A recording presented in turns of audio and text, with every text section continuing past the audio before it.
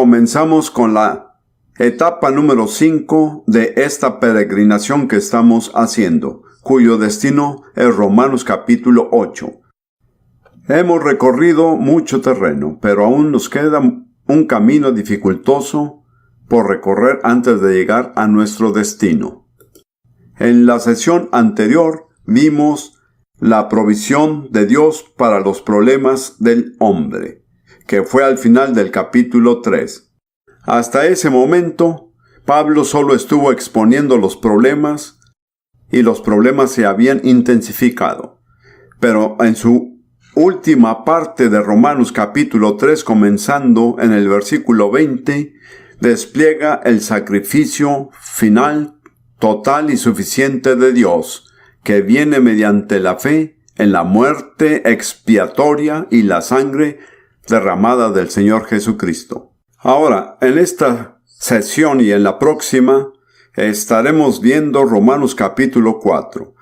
En esencia, en Romanos capítulo 4, Pablo se fija en dos de los grandes patriarcas de Israel, en Abraham y en David, y muestra por las Escrituras que cada uno de ellos no fue justificado por sus obras, sino por la fe.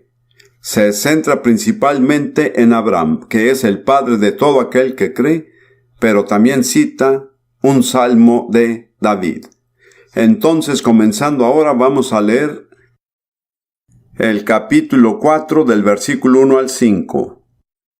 ¿Qué pues diremos que halló Abraham nuestro padre según la carne? Ahora, esta es una pregunta muy importante para todos, para el judío y el gentil. ¿Cómo logró Abraham la justicia con Dios? Porque si Abraham fue justificado por las obras, tiene de qué gloriarse, pero no para con Dios. Porque, ¿qué dice la Escritura? Creyó Abraham a Dios y le fue contado por justicia. Pero al que obra, no se le cuenta el salario como gracia o como un favor, sino como deuda. Mas al que no obra, sino que cree en aquel que justifica al impío, su fe le es contada por justicia. Este es uno de los pasajes más importantes del Antiguo Testamento. En Génesis capítulo 15, versículo 6, por su importancia tenemos que verlo y leer brevemente. Abraham ha estado conversando con el Señor sobre el hecho de que el Señor le ha hecho grandes promesas, pero todo dependía de que él tuviera un heredero y no tenía un heredero. La conversación entre el Señor y Abraham continúa en Génesis 15, versículos 5 y 6, y el Señor lo llevó a Abraham fuera y le dijo: mira ahora los cielos y cuenta las estrellas. Es obvio que sucedió de noche. Si las puedes contar. Y le dijo Dios a Abraham: así será tu descendencia. Esa fue la promesa. Y por consecuente, y creyó Abraham a Jehová. Y el Señor le fue contado a Abraham por justicia. Abraham en ese momento no hizo absolutamente nada más que creer. Y Pablo y también Santiago en su epístola afirman que así fue como Abraham logró la justicia. No se la ganó, no fue por lo que había hecho, sino que se le acreditó por su fe. Pablo dice, volviendo a Romanos capítulo 4, versículo 5, mas al que no obra, sino cree en aquel que justifica al impío, su fe le es contada por justicia. Es un versículo muy poderoso, ya que afirma que si uno desea recibir justicia por fe de Dios de la misma manera que Abraham y que no hay otro camino, ¿qué es lo primero que se debe hacer? Busquen por un momento en el versículo 5. ¿Qué es lo primero que se debe hacer? Nada. No tiene que hacer nada, así es, mas al que no obra, tiene que dejar de hacer todo lo que está haciendo para merecer el favor de Dios y no hacer nada más que creer. Este es el patrón y ejemplo de Abraham. Hasta este punto la fe de Abraham le fue contada como justicia. ¿Quiere eso decir que Abraham nunca volvió a cometer errores? Y me alegro porque de lo contrario nos pone en una situación difícil. Si continuamos con los siguientes capítulos, nos enteramos de que Abraham cometió graves errores. En el capítulo 16, leemos cómo él y Sara tomaron una iniciativa sin contar con Dios y se decidieron por tener el hijo con Agar. Quiero aclararle que en el camino de la fe nunca se toma la iniciativa. Este es un principio básico. La iniciativa siempre debe venir de Dios. Ese fue el patrón de Jesús. Él dijo, no puede el Hijo hacer nada por sí mismo sino lo que ve hacer al Padre. La única base segura para vivir la vida de fe es invariablemente dejar que Dios tome la iniciativa. Cada vez que actuamos como lo hizo Abraham y nos tomamos la iniciativa sin contar con Dios, acabaremos con problemas. Y luego, en el capítulo 20 más adelante, Abraham dijo una mentira acerca de Sara y permitió que fuese llevada al harén de un rey gentil, lo cual fue reprobable. ¿Cuántas de sus esposas estarían de acuerdo? Así no es como se comporta un esposo. Sara era un ejemplo a seguir como esposa. Ella no discutía y se sometía. Es asombroso. Se sometió en fe y Dios intervino. Lo que quiero indicarles es que Dios no aprobó aquellos dos aspectos de la conducta de Abraham. Pero su fe, aún se le contaba como justicia. Esto es de tremenda importancia para nosotros, porque en el momento en que pongamos nuestra fe en la muerte expiatoria de Jesús a nuestro favor y creamos que en base a eso nos es contada por justicia, somos considerados justos. Eso no quiere decir que nunca vamos a cometer errores. ¿Cuántos de ustedes están de acuerdo en eso? Gracias a Dios que eso no es lo que dicen las Escrituras, que a partir de ese momento seremos perfectos. Pero lo que sí dice es que nuestra fe seguirá siendo tomada por justicia en la medida en que sigamos creyendo. El gran peligro es que abandonemos nuestra fe. Vamos a un pasaje en Lucas capítulo 22, que para mí es muy significativo. Es la escena de la última cena y el Señor Jesús les ha advertido a sus discípulos que lo iban a traicionar, huir de Él y abandonarlo. Y Simón Pedro en especial, pero todos ellos dicen, nunca pasaría algo así.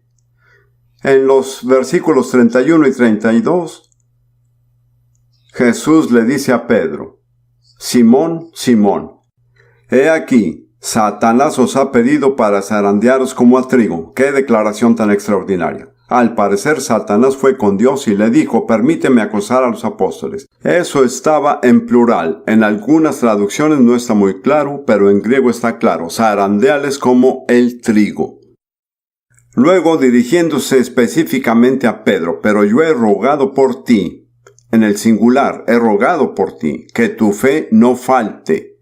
Y tú, una vez vuelto, confirma a tus hermanos. Ahora, lo que aquí me impresiona es que Jesús no oró para que Pedro no lo negara.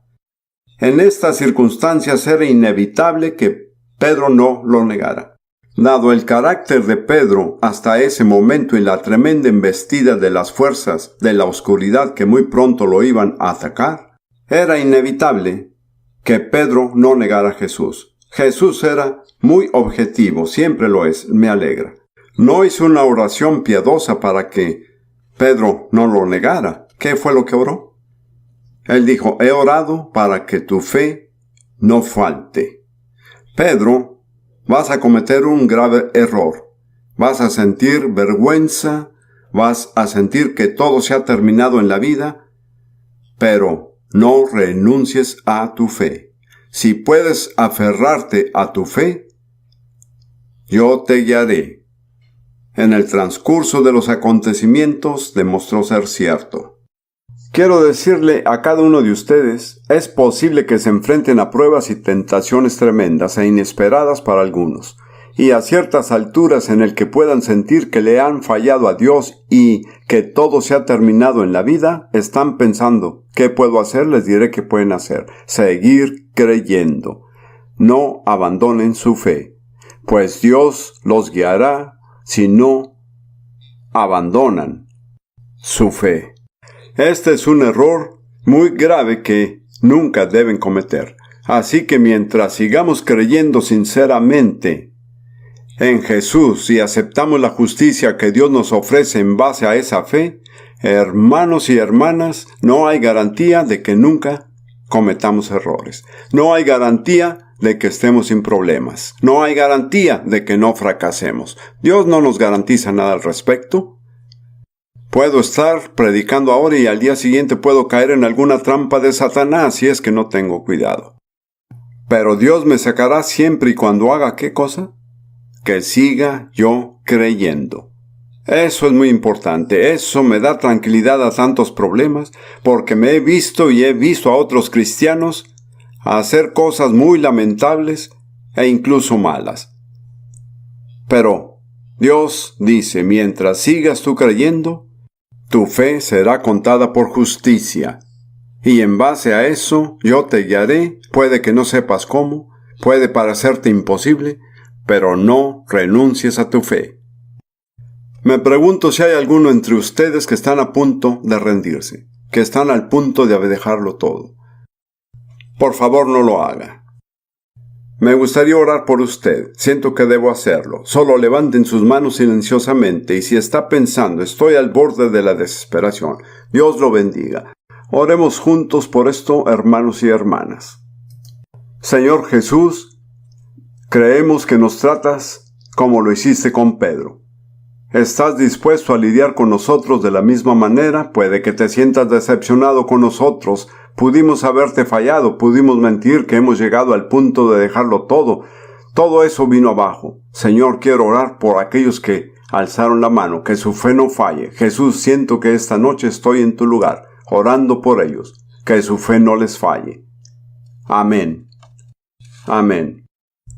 Ahora vamos a continuar con los versículos 6 al 8. Aquí es cuando Pablo habla de David.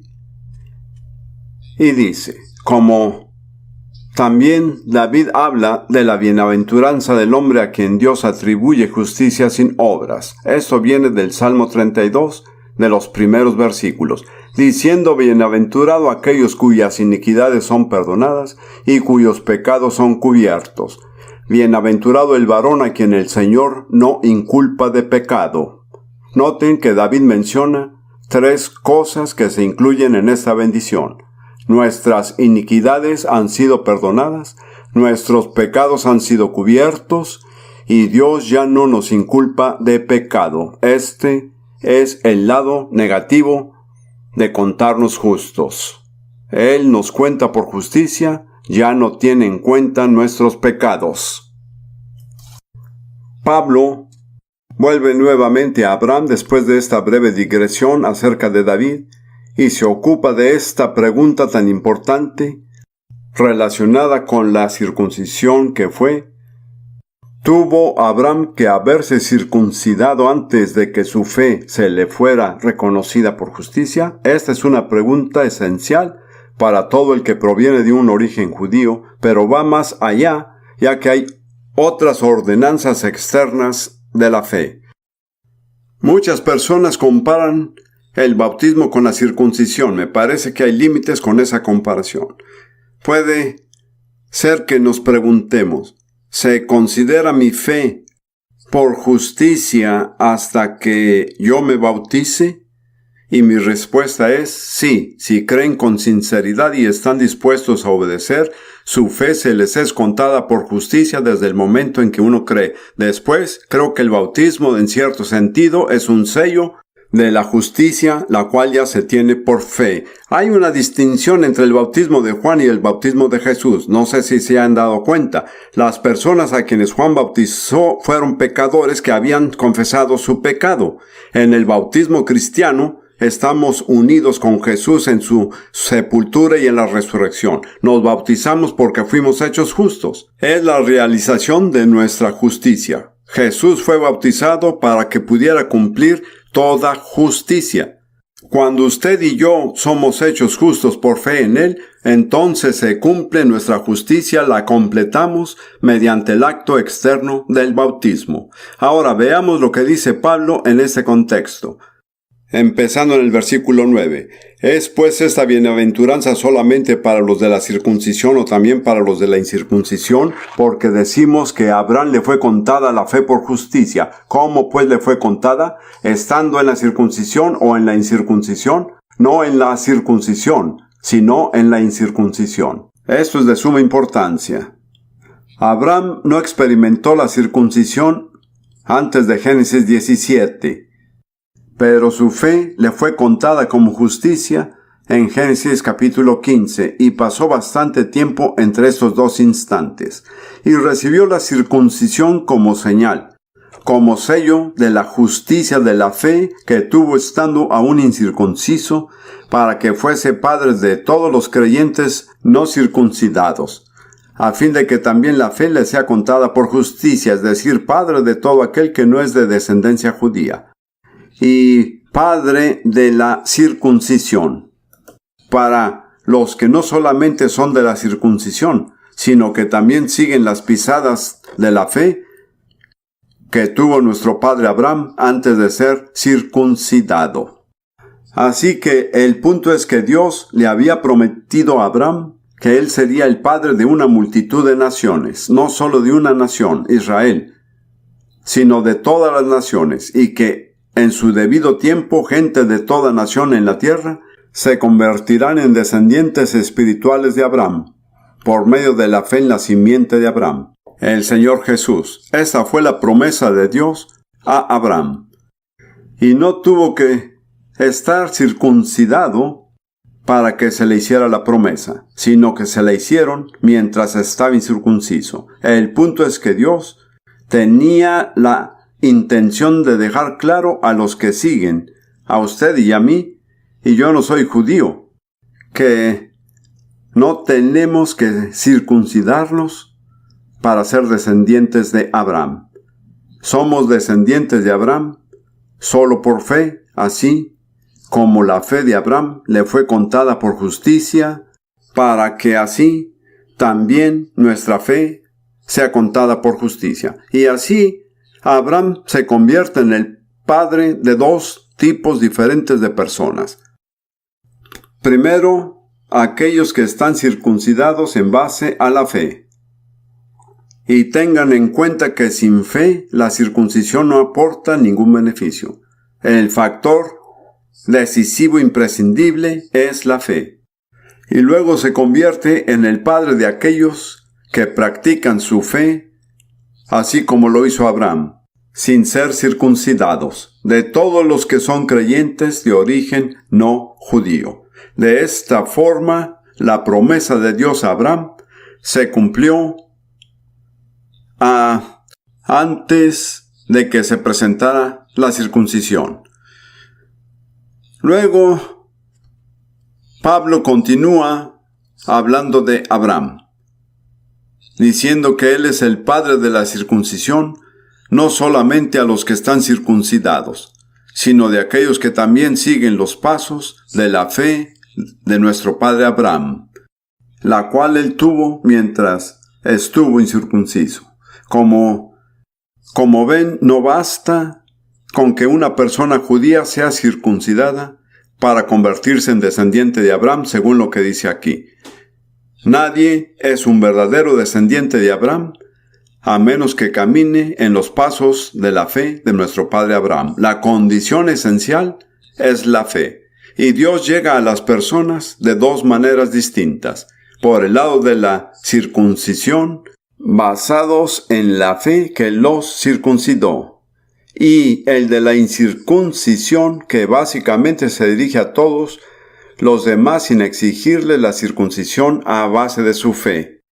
Así que aquí se establece el patrón de Abraham, y como todos somos descendientes de Abraham, según las Escrituras, por medio de la fe en Jesús, la simiente de Abraham, esto es muy importante para nosotros. Nos lleva más allá del simple tema de la circuncisión. Nos deja muy claro que la fe y solo la fe nos hacen hijos de Dios e hijos de Abraham. Y que esa fe no depende de ninguna ordenanza externa. Esto es algo muy básico. Somos salvos por fe, solamente. No por fe y además otro requerimiento. Siempre hay que cuidarse de personas que quieren que agreguen otros requerimientos o que agreguen condiciones además de la fe. Eso no es bíblico. El único requerimiento para ser descendiente de Abraham es la fe. Eso es lo que Dios insiste y no cambiará de parecer al respecto. Va a ser muy tolerante en otras áreas, va a permitir muchas variantes, pero no creo que Dios quiera que su pueblo todos se vean iguales, que actúen igual, que se conformen a un solo patrón. Realmente pienso que a Dios le gusta la variedad. Por lo menos en mi caso, así es. He tenido el privilegio en estos últimos años de visitar muchos países diferentes, con mucha gente distinta, con muchas diferencias culturales y raciales. Y les digo que mi vida sería muy aburrida si estuviera con gente que se visten igual, que tienen el mismo color de piel y todos se ven igual y hablan igual. ¡Qué monotonía! Probablemente, y algunos de ustedes saben que soy como un seguidor de Abraham, porque tengo 9 hijas adoptivas. Muchos de ustedes lo saben. Yo diría que mi familia es algo así, como las Naciones Unidas. Tenemos 6 judías, una árabe, una inglesa y una africana. Todos somos descendientes de Abraham, por fe en Jesucristo. Esa es la clave principal. Siento que Dios me dirige en este momento a enfatizar una vez más la importancia esencial de la fe. Quiero decirles, como dijo Jesús, oro por ustedes para que su fe no falle, porque ese es el requisito básico para pertenecerle a Dios, para ser un hijo de Abraham. Creo que empezaremos a verlo un poco más, pero no podremos terminarlo en esta sesión. Dice Pablo en el versículo 12. Dice, Abraham es padre de la circuncisión, para los que no solamente son de la circuncisión, sino que también siguen las pisadas o su caminar de la fe que tuvo nuestro padre Abraham, antes de ser circuncidado. Abraham es más que solo un personaje, es un patrón.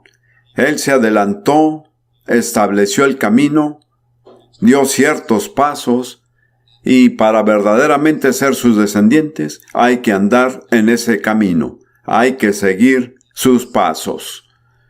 Voy a enumerar brevemente los pasos de la fe de Abraham, y luego en nuestra próxima sesión los veremos con más detalle.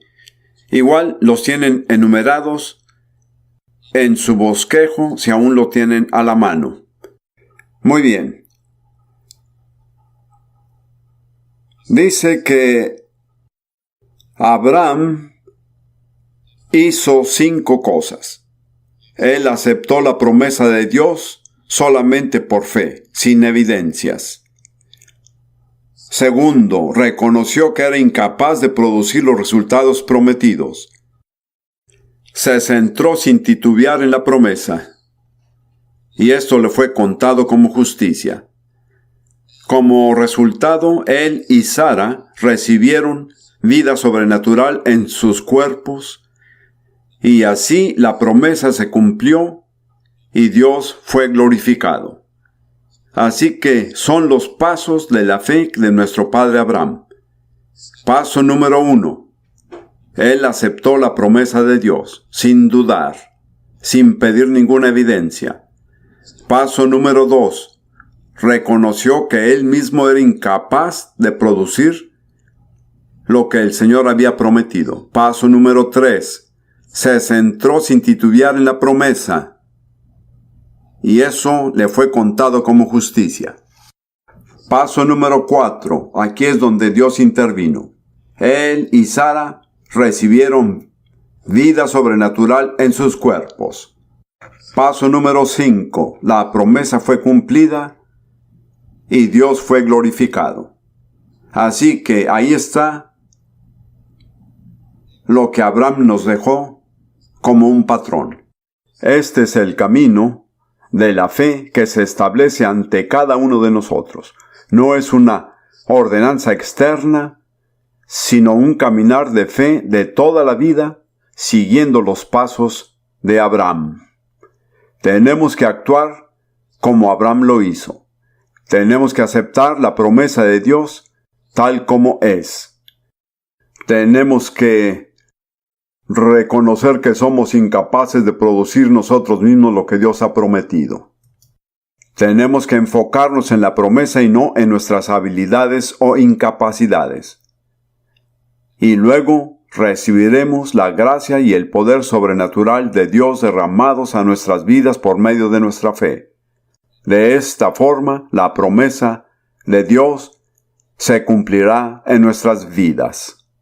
Ahora, en la siguiente sesión, estaremos tratando la cuestión si la ley tuvo que ser presentada o no para que Abraham pudiera recibir la promesa. Se darán cuenta que todo este tema de la ley es de gran importancia en Romanos. A su debido tiempo seguiremos y en el capítulo 7 nos enfrentaremos a esta cuestión de la ley, el porqué de su entrega y cómo hemos de recibir lo que se nos provee por medio de la ley.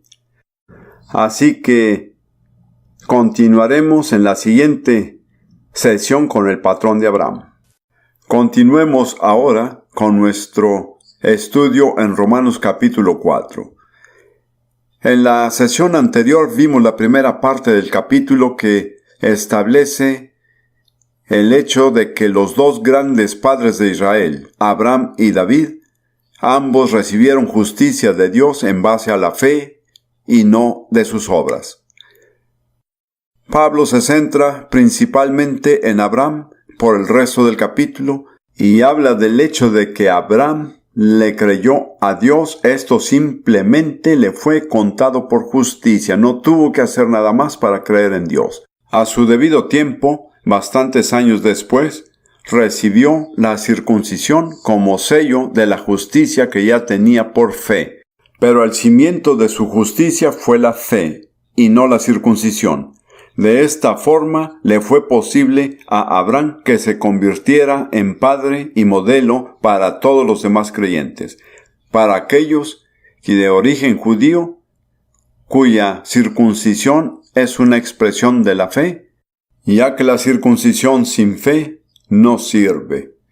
Y para aquellos que no requirieron ser circuncidados como expresión de su fe, es decir, los creyentes gentiles. De esta forma, como había dicho, Abraham se convirtió en el padre de dos tipos diferentes de gente. Sin embargo, ambas tienen una cosa en común, que es la fe. Así es. En el caso de los judíos, la fe encontró su expresión en la circuncisión. En el caso de los que no son judíos, la circuncisión no era una expresión necesaria de fe. Entonces Pablo dijo, como lo había mencionado la última vez, pero quiero que lo volvamos a ver una vez más, que la fe que se requiere para llegar a ser hijos e hijas de Abraham se expresa al caminar en los pasos de la fe de Abraham. Tenemos que seguir el patrón de Abraham. Se los describí y lo haré una vez más porque es muy importante. Los pasos de la fe de Abraham, y conforme lo haga, me gustaría que consideren si realmente están siguiendo estos pasos. Eso no es solo un estudio abstracto. Este es un patrón muy práctico. Así que, aquí están. ¿Cuáles fueron los pasos de la fe de Abraham? Número 1.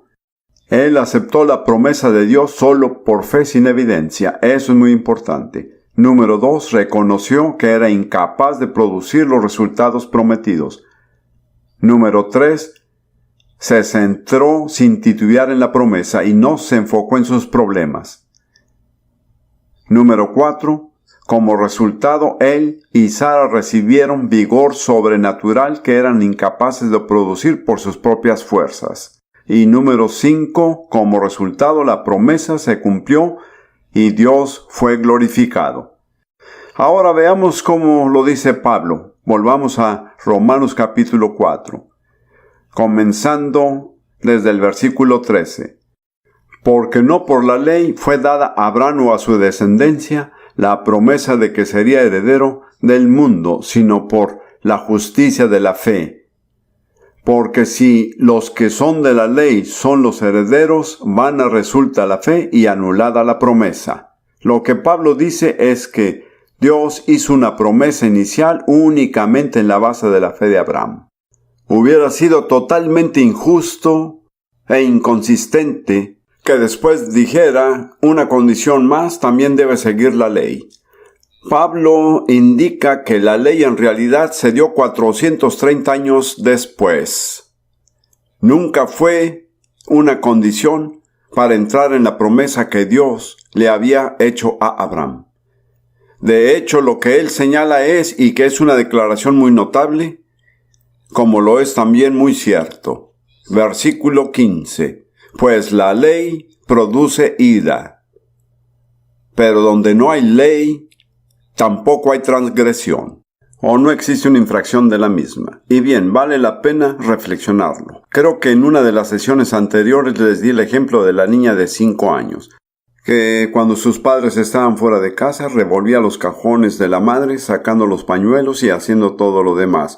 Y esto no es una anécdota ficticia, es algo que realmente sucedió. Espero que no le dé pena, pero nos pasó con nuestra pequeña hija africana cuando tenía más o menos esa edad. Así que los padres regresan y encuentran todas las cosas desordenadas y le dicen, no estuvo bien lo que hiciste, no debiste haberlo hecho. Pero no estaban tan molestos. Y a la siguiente vez que salieron, le dijeron, bien, no abran los cajones. Y al regresar, los cajones estaban puestos boca abajo. Ahora, ¿qué creen que pasó? Sí, se enojaron. Porque cuando hay una ley, su infracción produce ira. Pero cuando no hay ley y alguien hace lo incorrecto, no hay esa reacción de ira. Pero cuando se impone una ley y se rompe, la reacción del que creó dicha ley es ira. Es furia. Ahí tienen una razón, padres, si imponen muchos reglamentos a los hijos, solo se los comento. Entre más reglas impongan, más se enojarán en una u otra ocasión. No digo que no tengan ninguna regla, solo que éstas sean pocas y sencillas. Como ven, tenemos un concepto muy equivocado del propósito de la ley. De cierta forma, tenemos la idea de que la ley acercará a las personas a Dios. No es así. Tengan en cuenta que cuando la ley fue entregada en el Sinaí, nadie, ni el hombre ni los animales, pudieron tocar la montaña. Dios estableció límites y dijo, no se acerquen más, cualquiera que se acerque morirá. ¿Ven lo que está diciendo? Que la ley no acerca a uno a Dios. Esto es muy importante. Porque muchas personas que intentan acercarse a Dios comienzan a emprender todo tipo de reglamentos por sí mismas. Y en realidad lo que sucede es que se alejan más de Dios. Permítame decir esto y luego quiero que lo repitan. La ley no nos acerca más a Dios. ¿Lo repiten? La ley no nos acerca más a Dios. Muy bien. Como ven, estamos luchando, por así decirlo, contra siglos de tradición religiosa que de cierta forma nos quiere convencer de que la ley nos va a hacer bien, o que fue diseñada para hacernos bien. ¿Comprenden? Ya hemos analizado las razones por las cuales Dios dio la ley, pero si les queda algo de confusión, tal vez necesiten retomar su estudio personal sobre este tema en particular. Continuamos con el versículo 16 de Romanos capítulo 4. Por tanto, es por fe, se refiere a la promesa de la justicia, para que sea por gracia, Como ven, la única forma en que se recibe la gracia es por...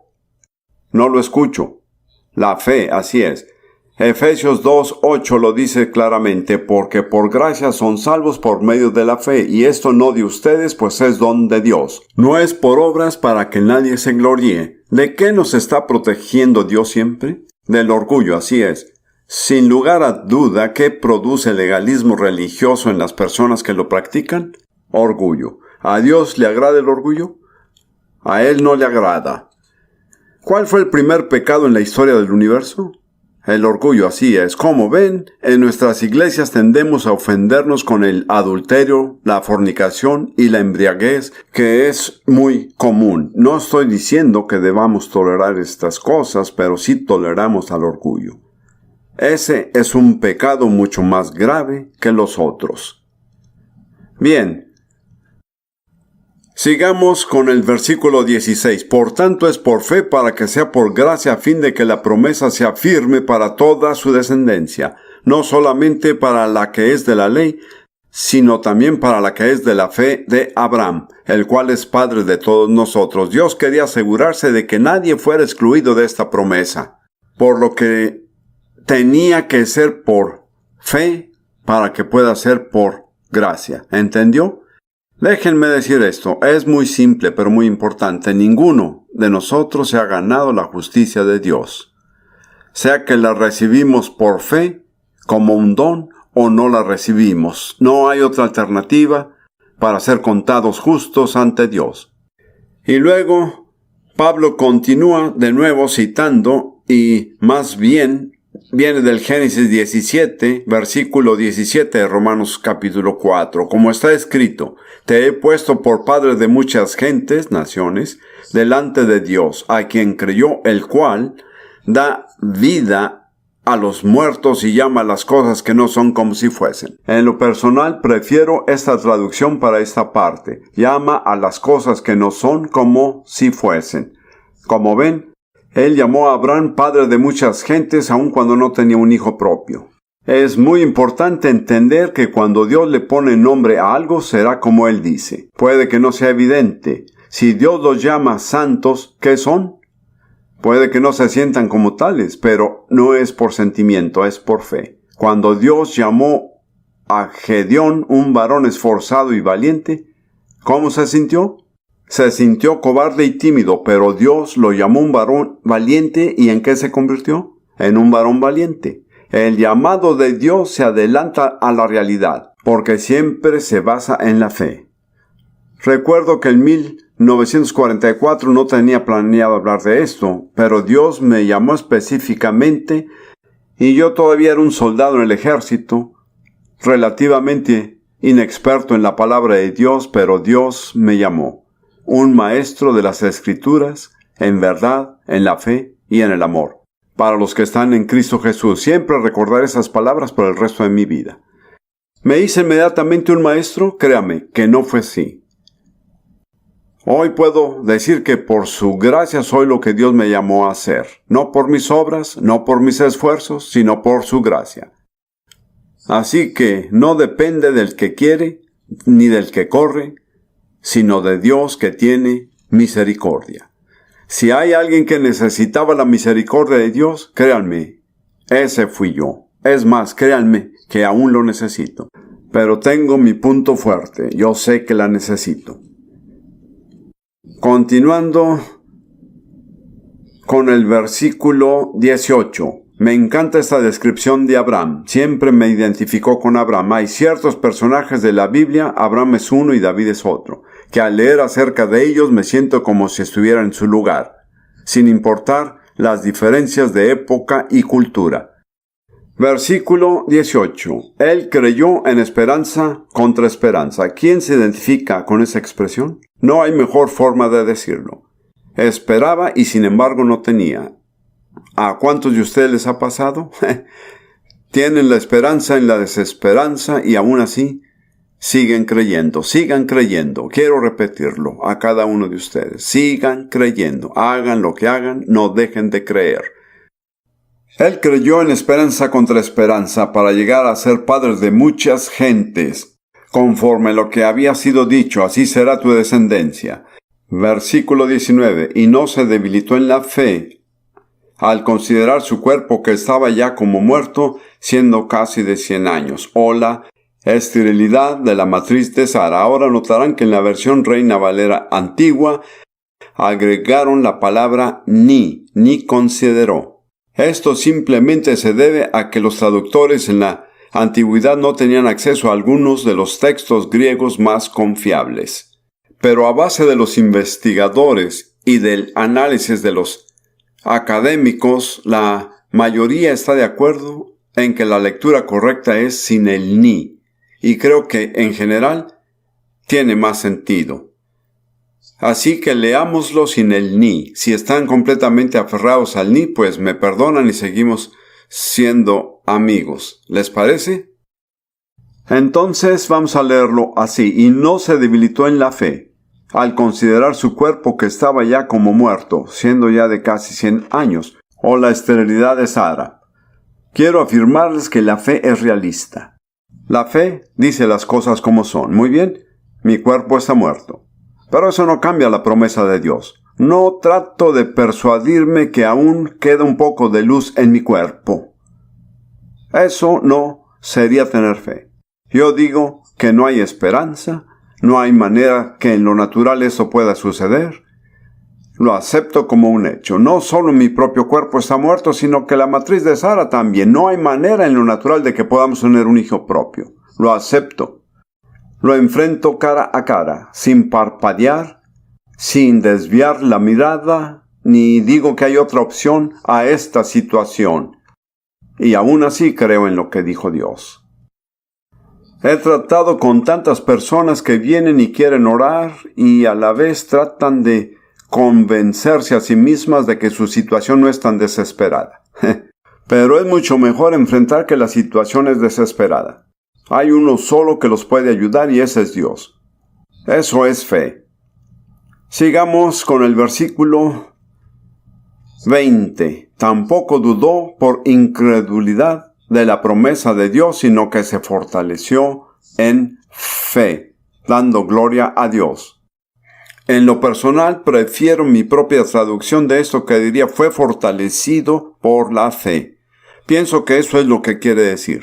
Él recibió fuerza en su cuerpo físico por medio de la fe. Y Sara también recibió fuerza, se le habilitó la matriz y en ese aspecto volvió a vivir de nuevo. No sé si alguna vez hayan meditado en esto, pero el cambio en Abraham no fue temporal, porque después de que su esposa Sara murió, se casó de nuevo y tuvo 5 hijas más. Fue para él un milagro permanente, ¿no lo creen? Nada mal para un hombre que a los 100 años dijo que ya no había esperanza. Como ven, sí había esperanza, porque él creía en la esperanza aún en contraesperanza. Muy bien. Versículo 20. Tampoco dudó por incredulidad de la promesa de Dios. ¿Recuerda lo que dijo Santiago en su epístola sobre las personas que dudan? No piense tal hombre que recibirá cosa alguna del Señor. El hombre de doble ánimo es inestable en todos sus caminos. Sino que se fortaleció en fe, dando gloria a Dios. Ahora, en Romanos 3:23, muchos tienen un don para guiar a las personas al Señor y conocen bien lo que dice Romanos 3:23, por cuanto todos pecaron y están destituidos de la gloria de Dios. Muy bien. ¿Cuál es realmente el aspecto grave de nuestro pecado? No es lo que nos causa, sino el hecho de que le roba a Dios su gloria. Ese es verdaderamente el hecho terrible del pecado. Ahora, hemos robado a Dios de su gloria. ¿Existe alguna manera en que podamos devolverle la gloria que nuestro pecado le ha robado? La respuesta es sí. ¿Por medio de qué? De la fe. ¿Cómo Abraham le dio la gloria a Dios? No fue por sus esfuerzos, sino creyendo. Nuestra fe es un camino que Dios nos ha dado con el cual podemos devolverle la gloria que nuestro pecado nos privó. Creyendo. Al creer que Dios y su promesa obran en nuestra vida, eso le da la gloria a Dios. Esa es la única manera en que alguna vez podremos darle a Dios la gloria. Es por la fe. Permítame decir algo sobre la gracia. que encontrarán al pie de esta página, solo 3 declaraciones. Espero que esto no ofenda a nadie. Pero he predicado en varias iglesias que se llamaban Iglesia de la Gracia tal y cual. Y mi comentario es, y estoy hablando en sentido general, que los que más hablan de la gracia son los que menos saben. Pienso que usualmente el hecho de que las personas enfatizan haber recibido salvación por gracia en absoluto no tienen una visión clara.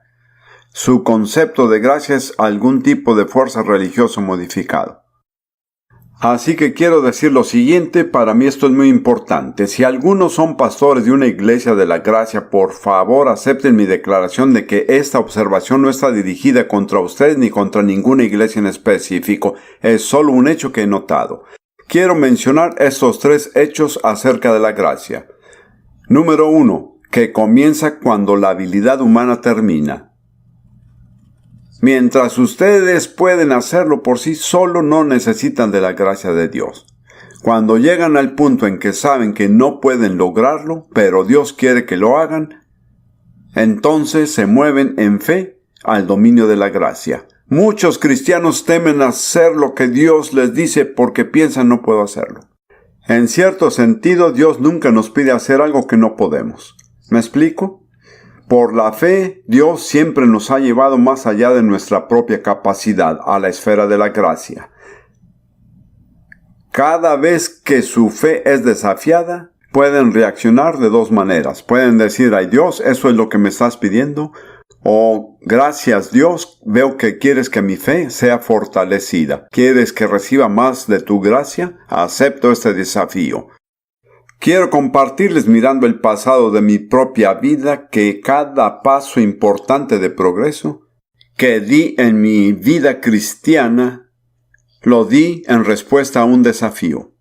Cuando Dios me desafió a hacer algo que yo pensaba que no podría hacerlo, así que no estoy diciendo que siempre lo quise, pero al mismo tiempo he aprendido que esta es la manera en que uno crece. Cada vez que huye uno del desafío, están reduciendo su estatura espiritual. Pero cada vez que aceptan un desafío, están creciendo en estatura espiritual. Me recuerda a la escritura en Hebreos 10, 37 y 38, donde el autor de Hebreos cita Habacuc 2:4 y dice, pero el justo vivirá por fe. Y si retrocediere, no agradará a mi alma. Ahí habla Dios. Si retrocediere, no agradará a mi alma. Ahora tengo que decir algo con mucho cuidado. En el transcurso de muchos años en la vida cristiana, puedo pensar en hermanos y hermanas que llegaron a un punto donde tuvieron miedo de avanzar en la fe. Cuando sintieron que Dios les enfrentaba con un desafío que no estaban preparados para aceptar.